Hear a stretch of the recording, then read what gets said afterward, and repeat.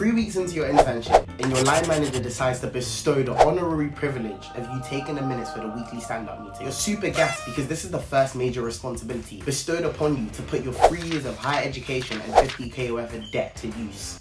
Which means effective note-taking and circulating with the attendees of the meeting who are never going to read it. But this is not to be taken lightly, because this could be your deciding fate of converting your internship to a full-time grad role, or end up working at McDonald's. It's your choice. You are a failure. You are a failure. You can never make it.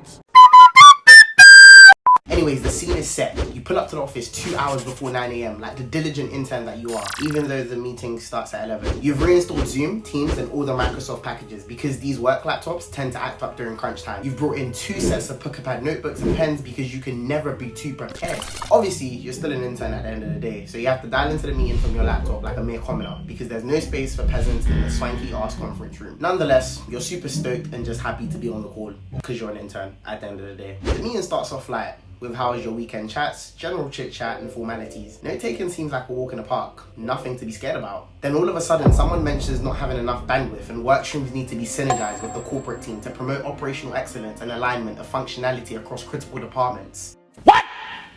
I think my brain just committed suicide. The MD and the VP do a back and forth with acronyms you've never heard of in your life that it starts to sound like a newly formed language at this point. Yeah, JP, make sure you have the SOP on my TAB so I can take the CAB to DXB to get in my GLE to present the EBITDA figures by EOD ASAP.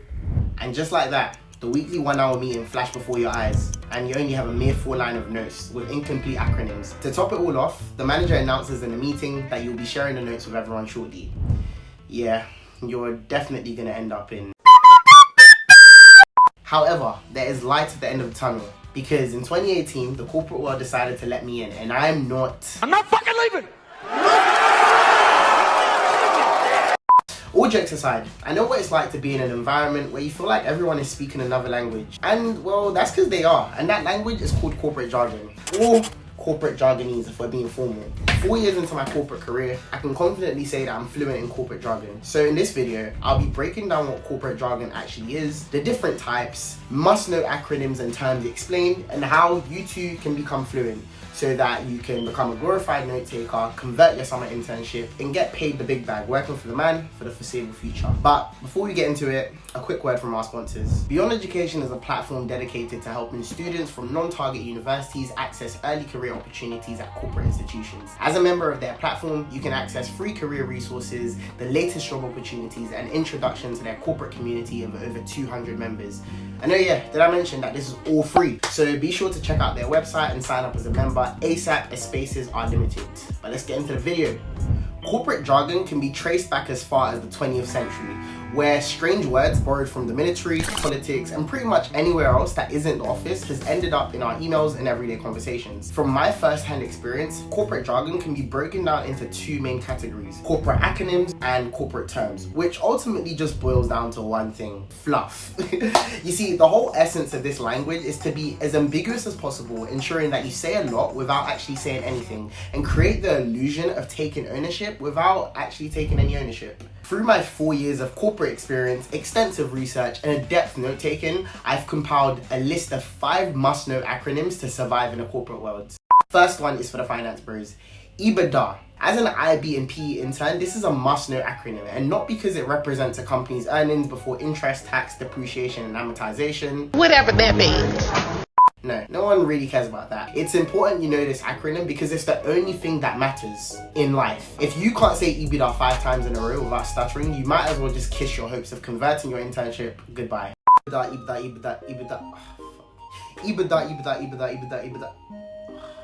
can't do it. Wait, EBITDA.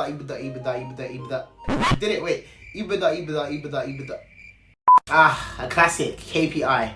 You see, the thing about key performance indicators is that we've lost track of how many key indicators there are for performance, that now pretty much everything is a KPI. I mean, it goes to the point where there's now a KPI to track how well your KPI is doing.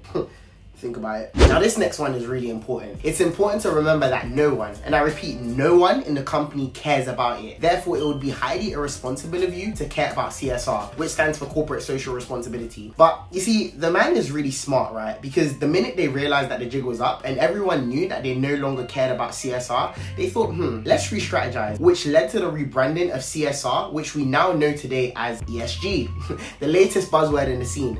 Apparently, it has something to do with environment, being social, and practicing governance or whatever. Not really sure what that means. Last but not least, PDP. Yeah, you really don't want to hear this acronym in your internship and in your entire corporate career, TBH. No, sorry, to be honest, the jargonese is really getting to me.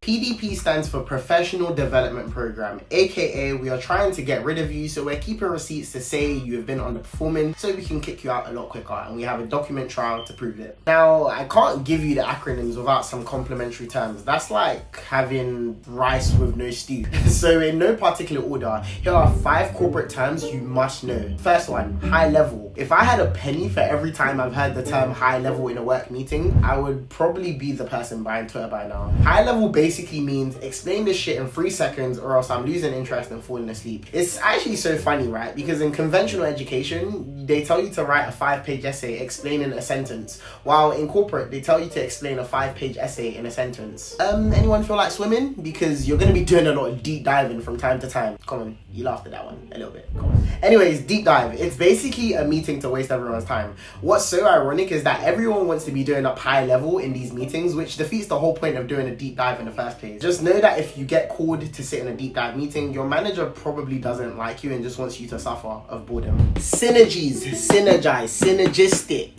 When someone drops this one in a sentence, just know that they're trying to convince you that everything is alright when it really isn't. You would usually hear this one at big corporates when a not so pleasant merger or acquisition has taken place and senior management comes on a town hall to convince everyone that firing 700 people does not mean that you're losing your job. And there's actually a lot of synergies between the 2 companies that they just acquired, aka more people are getting fired for the foreseeable future. Why do project managers always look so confused, tired, and dizzy on calls? Because of all the circling back they've been doing. No? Thought it was a good one, to be honest, but whatever. Circle back, a project manager's favorite word, which simply means I don't know the answer to what you've just asked, so let's come back to it at the end of the call or never.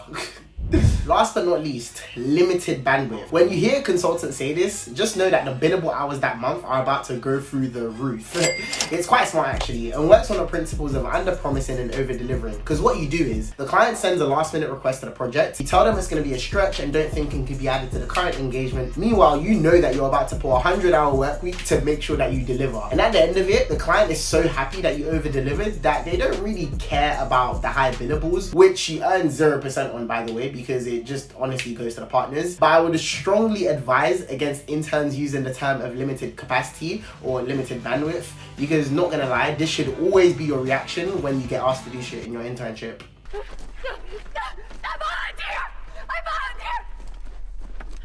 I volunteer as tribute. There you have it, peeps. Your corporate jargon starter pack to become a glorified note taker, convert your summer internship, and get paid the big bag while working for the brand for the foreseeable future. Quick disclaimer for HR, the views expressed in this video are all satirical and purely for entertainment purposes. Yeah man, if you guys like this video, please like, comment, share, and subscribe. Turn on post notes so you don't miss a thing, and I'll catch you guys on the next one.